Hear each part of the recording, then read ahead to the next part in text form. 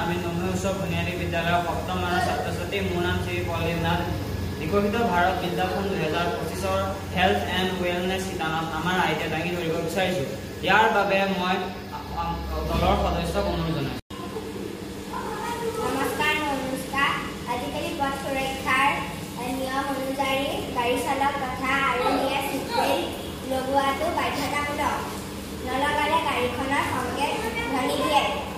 কিন্তু দেখা যায় প্ৰায় আৰোহীয়ে চিট বেল্টডাল এনেই চিটত লগাই ধ্বনিটো বন্ধ কৰে আৰু ট্ৰেফিক পুলিচ দেখিলে পুনৰ লগাই লয়।